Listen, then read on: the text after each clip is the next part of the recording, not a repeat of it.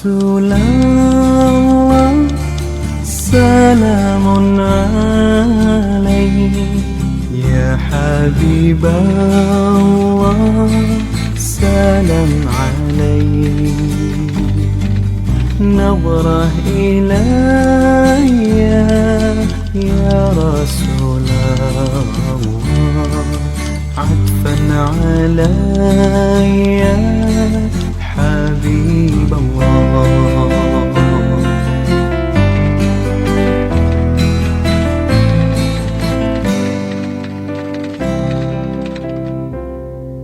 Min nuri Taha salat laha, zikrul ilahi zaid ilaiha.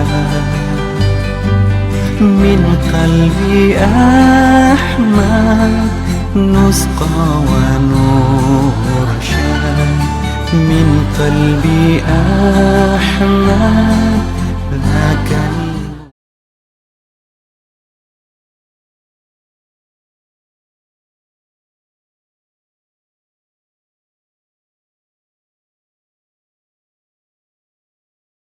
Warahmatullahi wabarakatuh. Alhamdulillah wassalatu wassalam ala Rasulillah wa ala alihi wa man wala, amma ba'd. Segala puja dan puji kehadirat Allah, salawat serta salam kepada junjungan kita Nabi Muhammad sallallahu alaihi wasallam, para keluarga, sahabat, tabi'in serta seluruh umat yang selalu beristiqamah mengikuti sunnah-sunnahnya hingga yaumul qiyamah. Alhamdulillah, pagi hari ini kembali kita dapat bersilaturahim untuk bersama-sama memakmurkan rumah-rumah Allah. Semoga apa yang kita lakukan ini mendapatkan keridhaan dan keberkahan dari Allah Subhanahu wa taala. Amin ya rabbal alamin. Seperti biasa yang rutin kita lakukan di forum silaturahim memakmurkan rumah-rumah Allah ini, kita bersama-sama membaca hadis-hadis Nabi Muhammad SAW yang terdapat dalam kitab Riyadhus Shalihin yang ditulis oleh Al-Imam An-Nawawi rahimahullah. Semoga apa yang kita akan pelajari ini juga mendapatkan keridhaan dan keberkahan dari Allah Subhanahu wa taala. Amin ya rabbal alamin.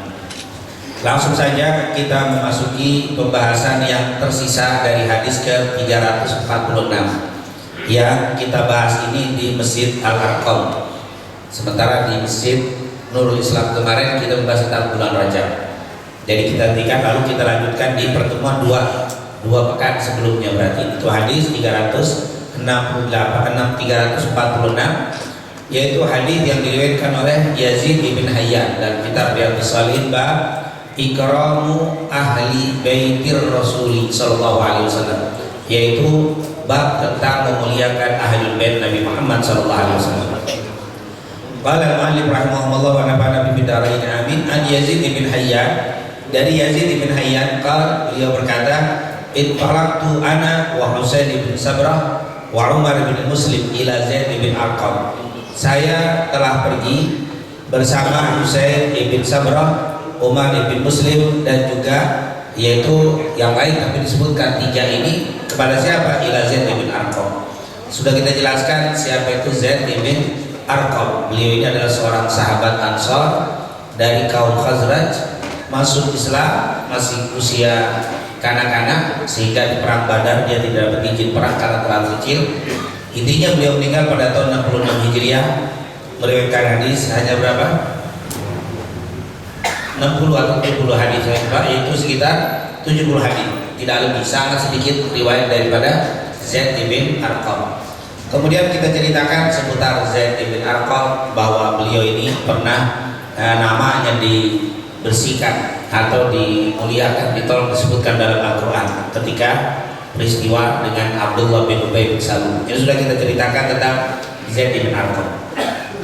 Ketika kami sudah duduk, katanya falamma jalasna ilaih, kata Yazid bin Hayyan, ketika kami sudah duduk yaitu dengan Husain bin Sabrah Umar bersama Zaid bin Arqam, qala lahu Husain, salah satu sahabat yang atau yang ikut bersama Yazid ini bertanya kepada Zaid bin Arqam, laqad laqita ya Zaid khairan katsira, wahai Zaid bin Arqam, engkau telah menemui begitu banyak kebaikan.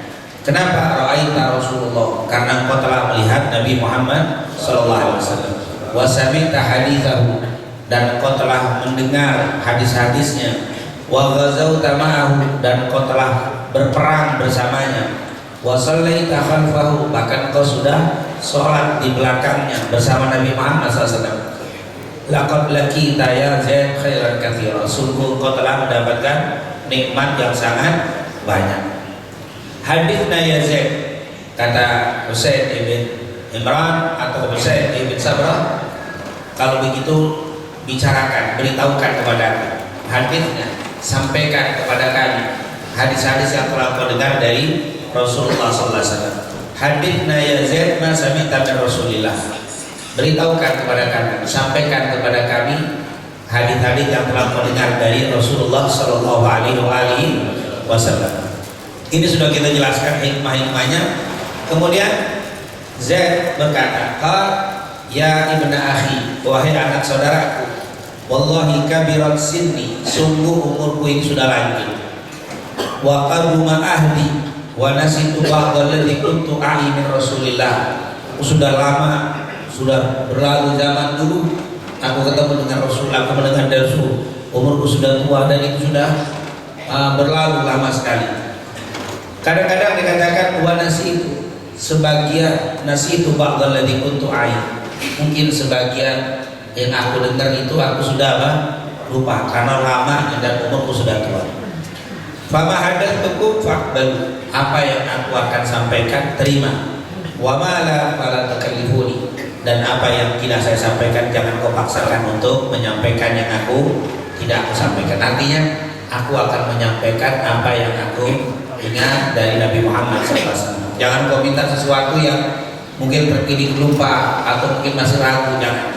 Apa yang aku sampaikan terima, apa yang tidak usah aku yang tidak sampaikan nggak usah dipaksakan. Intinya sudah kita jelaskan bahwa seorang ustaz, seorang ulama ketika menyampaikan, sampaikan yang jelas, yang sudah mantap, sumbernya, dasarnya, dalilnya sampaikan. Kalau masih ragu-ragu jangan menyampaikan. Kenapa? Karena memang apa yang disampaikan akan menjadi dalil, akan menjadi hujjah, akan menjadi pegangan, akan menjadi dasar untuk amal orang yang mendengarkan. Makanya Zaid bin Arqam bilang begitu, apa yang disampaikan terima, dan jangan engkau memaksaku untuk menyampaikan yang aku mungkin masih lupa, masih ragu, belum mantap. Nah ini merupakan perkataan Zaid bin Arqam. Sampai di sini kita jelaskan di 2 pekan yang lalu. Lalu masuklah cerita Zaid bin Arqam. Tsumma qala, kemudian Zaid bin Arqam berkata, qama Rasulullah sallallahu alaihi wasallam yauman, suatu hari Rasulullah pernah berdiri. Maksudnya apa? Khatiban, yaitu berkhutbah. Fina, di depan kami. Jadi suatu hari Rasulullah berdiri di depan kami memberikan khutbah, memberikan ceramah. Tempatnya bimain, tempatnya dekat lembah yang ada airnya, nanti dekat wase, dekat wadi. Yud'a Rumman, yang dinamakan Rumman, tempat itu namanya Rumman. Letaknya, lokasinya baina Makkah wal Madinah, antara kota Makkah dan Madinah. Jadi Nabi dulu pernah ceramah di depan kami. Kebetulan ceramahnya itu di wadi, di tempat di wase namanya Rumman. Letaknya itu dekat dengan tempat air. Artinya di situ ada sumur, boleh jadi di situ ada genangan air karena di Timur Tengah ya. Kalau di sini dekat air, wah, di mana-mana. Karena banyak banget air. Apalagi kemarin hujan seharian, wah, di mana-mana ada air. Kalau di sana di tempat air namanya Rumman, itu orang sudah tahu lokasi nggak pasti banyak. Itu kenapa kalau diceritakan lokasinya enggak, cukup namanya Rumman di dekat air antara Mekah Madinah ketemu. Karena memang alamatnya enggak, yang banyak air itu tidak banyak.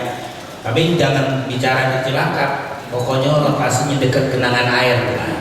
Urusannya sulit nyari genangan air ini. Genangan air yang mana nih? Nah ini tentunya harus jelas. Nah ini namanya Rumman, letaknya itu antara kota Mekah dan Madinah. Mekah Madinah ini hampir 475 kilo. Tapi bisa ketahuan namanya Rumman. Orang kalau bahasa nyari Rumman ada airnya, udah ketemu. Maka disitulah Rasulullah berkhutbah.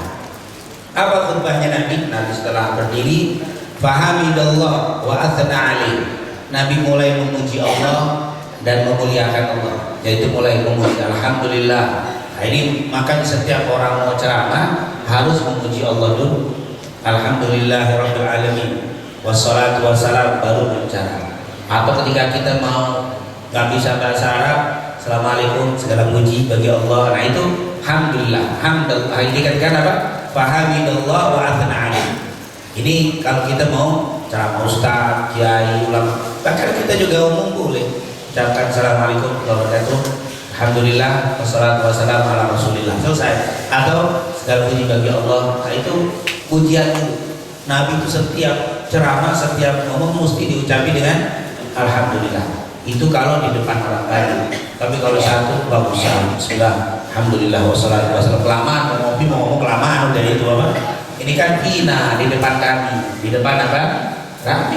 Kita ngasih sambutan itu sunnah Rasulullah SAW. Rasulullah selalu mengucapkan hamdalah. Wa athna alaih. Kemudian wa wa'adha wa dzakar. Wa wa'adha dan memberikan mau'idhah. Wa'adha itu nasihat. Maka disebut mau'idhah. Mau'idhah hasanah, sudah dengarkan mau'idhah hasanahnya, nasihat yang baik.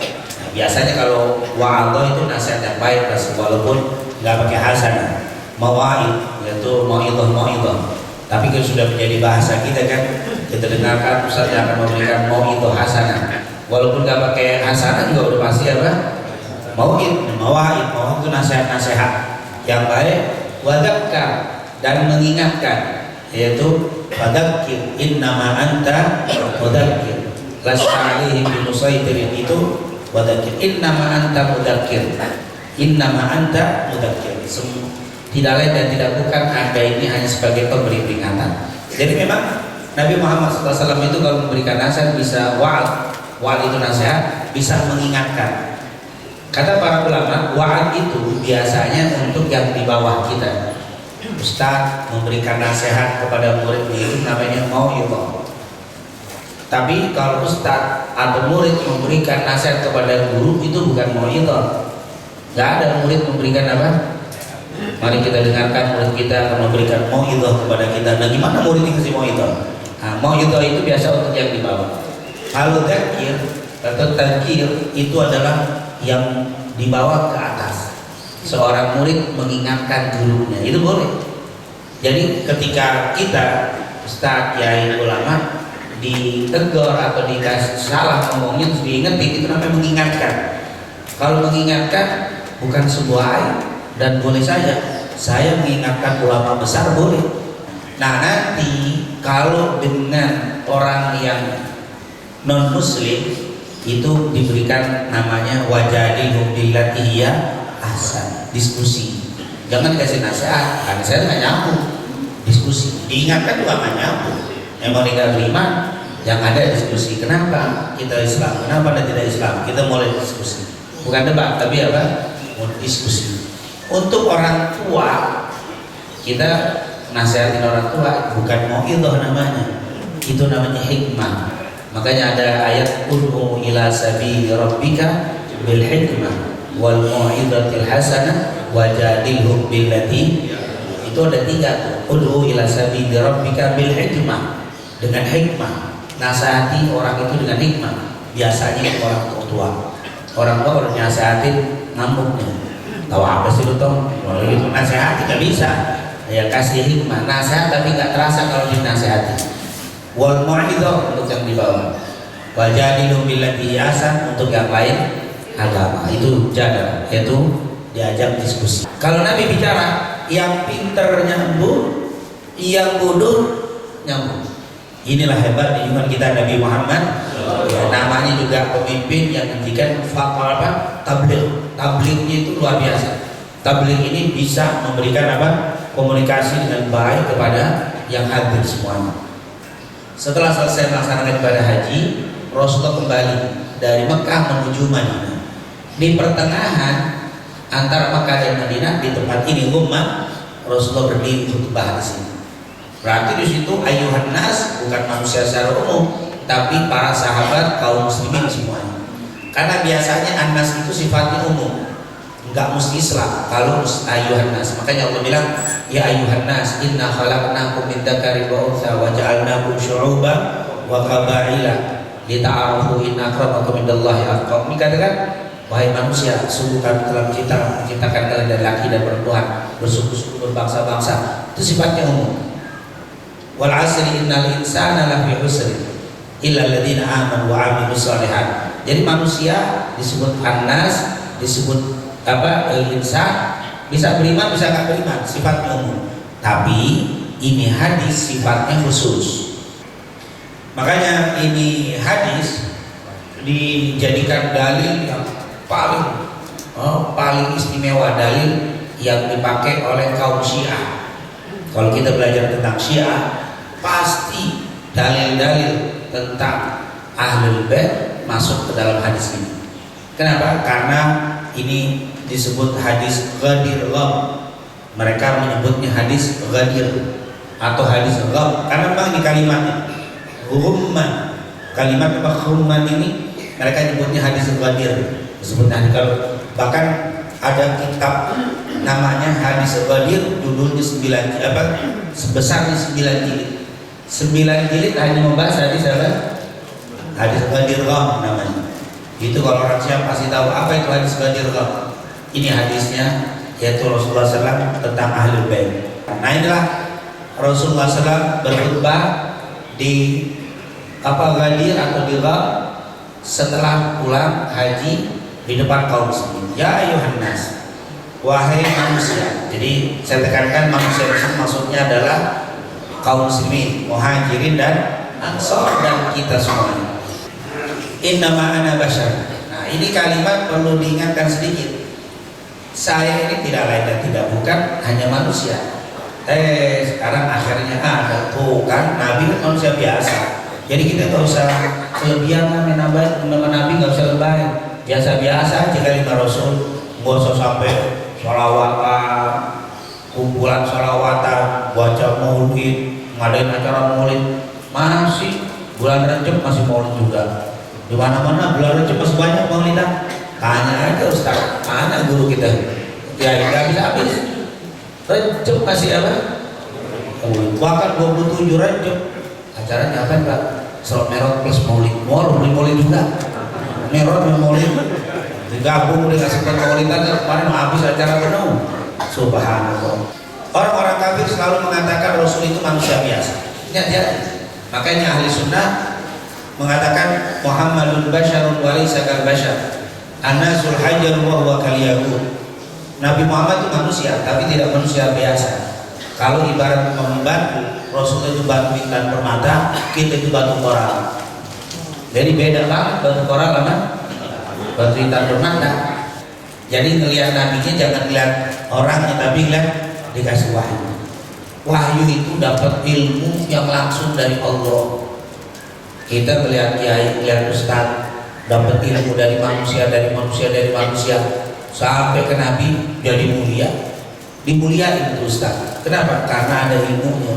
Padahal ilmunya dari gurunya dari manusia ke manusia sampai ke Nabi Muhammad. Setelah Nabi Muhammad baru ke Allah melalui malaikat Jibril. Itu aja kita muliain guru kita, gimana Nabi? Kata inni lastu kahayatikum. Aku itu tidak seperti kalian. Inni yut'imuni rabbi wa yasqini. Allah ngasih makan dan ngasih minum saya, kalian tidak lihat. Beda. Jadi Nabi kuat dilanjutin. Kayak kita juga dari Allah ya, tapi kelihatan airnya dikasih. Kalau ini enggak, Nabi langsung. Ini intinya inni lastu kahayatikum. Saya tak sama dengan kalian.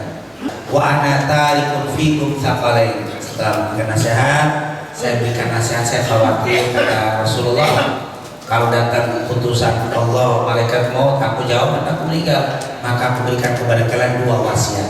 Wa ana tarikun fikum tsaqalain. Saya tinggalkan kepada kalian 2 wasiat. Awwaluhuma, yang pertama wasiat yang harus kita pegang, kitabullah, yaitu kitabnya Allah, Al-Qur'an. Kenapa? Fihi hudan wa nur. Di dalam Al-Qur'an itu mengandung petunjuk dan cahaya dari Allah Subhanahu wa taala. Mau selamat, jangan lepas daripada Al-Qur'an. Fakhudhu, peganglah dia. Bi kitabillah, pegang itu Al-Quran. Wastamsiku, jangan lepas, peluk, ambil, pegang. Artinya pegang itu Al-Quran, baca, amalkan. Nah, ini merupakan apa? Khudhu wastamsiku. Kemudian tsumma qala, kemudian setelah itu wasiat pertama. Yang kedua, kemudian beliau mengingatkan wasiat yang kedua, wa ahlu baiti, dan keluargaku. Wa ahlu baiti, dan aku ingatkan keluargaku. Udzakirukumullah fi ahli baiti, aku ingatkan kalian awas terhadap ahli baitku. Udzakirukumullah fi ahli baiti, aku ingatkan kalian awas terhadap keluargaku. Udzakirukumullah fi ahli baiti, diulang sampai 3 kali. Aku ingatkan kepada kalian awas keluargaku, awas keluargaku, awas keluargaku. Ini wasiat Nabi Muhammad SAW. Ini hadis merupakan hadis sahih, diriwayatkan Bukhari, Muslim, dan yang lain. Tidak ada perbedaan di antara ulama. 3 kali. Ini wasiat Rasul 2. Namanya dikatakan situ Tsaqalain. Kenapa ini dinamakan Tsaqal? Tsaqal itu artinya berat. Tsaqil itu artinya berat. Tsaqalain berarti 2 wasiat yang berat. Jadi 2 wasiat yang berat. Berat maksudnya bagaimana? Bisa diterjemahkan penting, bisa diterjemahkan yang megang ini yang bisa cuma orang-orang yang beriman. Wasiat yang pertama kitab Allah. Ini menunjukkan hikmah dari hadis ini, pentingnya berpegang teguh dengan Al-Quran. Jadi kalau mau selamat, pegang Al-Quran, baca, amalkan, pelajari, sampaikan. Ini Al-Quran.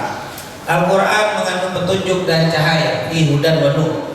Yang ketiga, Al-Quran dengan cara menjadi mengamalkan wasiat Al-Quran dengan cara mencintai Al-Quran, membaca Al-Quran, mengamalkan isi Al-Quran, dan tentunya menyebarkan dan seterusnya.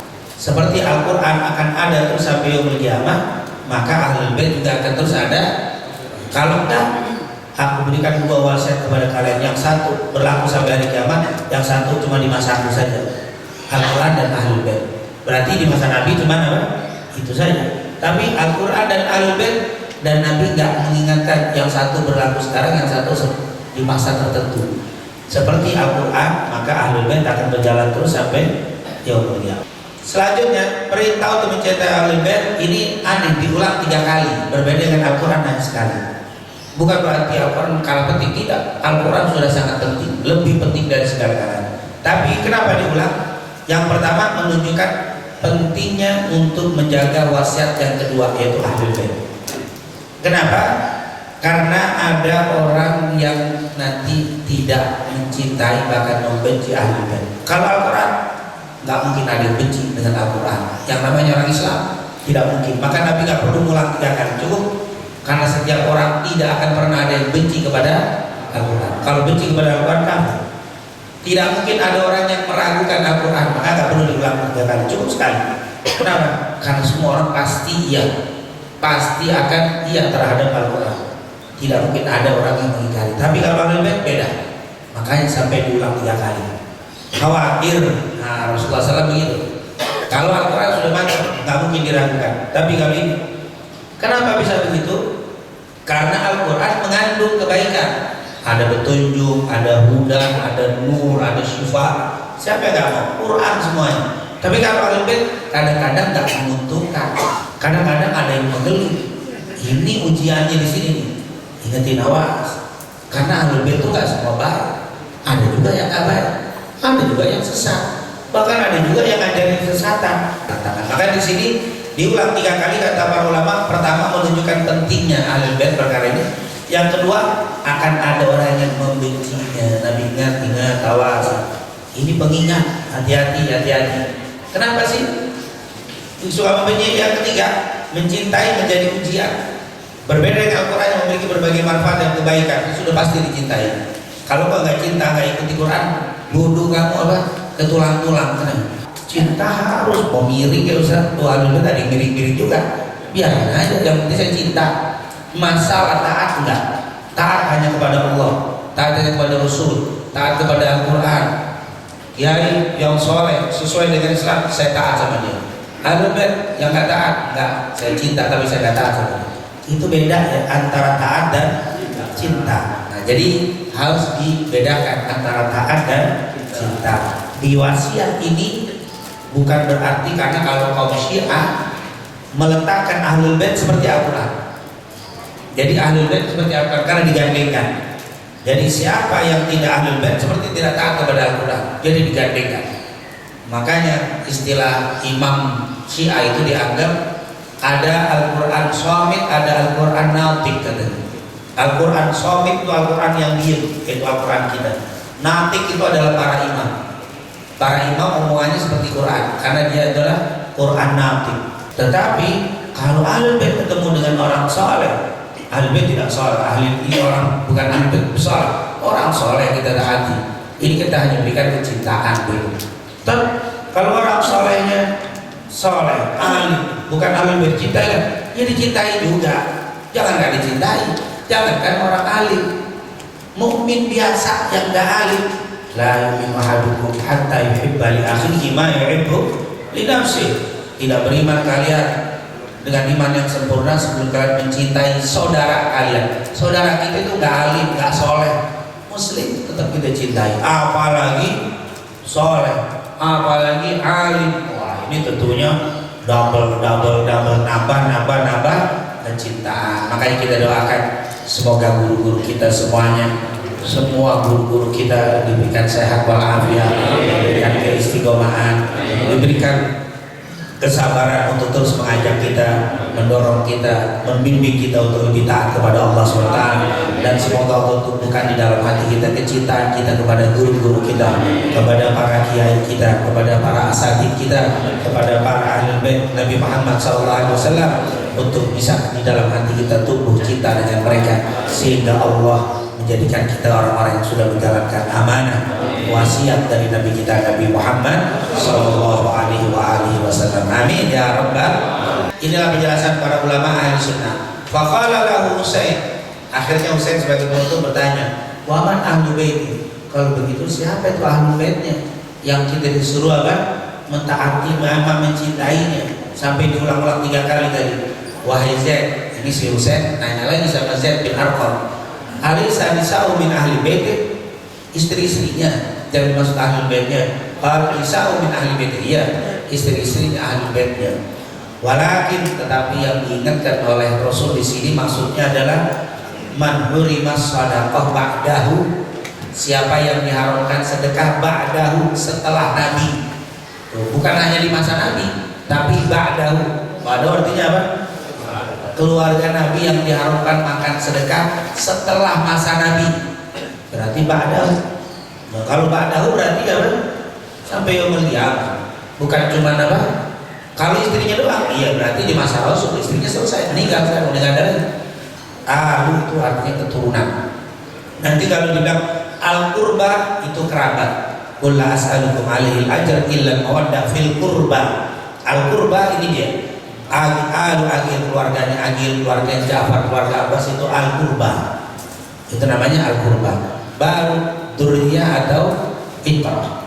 Nanti kita baca sholawat banyak sekali yang menyebut wa azwajihi wa dzurriyyatihi, itu adalah dzurriyyah. Wa itrah, dzurriyyah itu keturunan sampai yaumul qiyamah. Inni tariku fikum tsaqalain kitabullah wa itratul ahli baiti. Wa ahli baiti ini ada kalimat itratul ahli baiti, ini majma' zawaid al-husna. Jadi ini yang disebut apa? Tsaqalain. Jadi yang dimaksud udzakiru ahli bait itu ini adalah itrah ahli bait. Jadi kalau bahas hadis gabungkan dari beberapa hadis, akhirnya dipahami, jangan satu hadis. Begitu juga kalau membaca kitab, jangan satu kitab, kumpulkan kitab-kitab yang banyak, nanti baru diambil kesimpulan. Jangan antum baca satu kitab, kesimpulan saya dalam kitab ini, wah ngaco sudah dalam kitab ini. Ya, harus kita kumpulkan beberapa kitab, baru kita jadikan satu. Itulah berkaitan dengan apa? Ahlul Bait Nabi Muhammad dalam kitab Riyadhus Shalihin 346.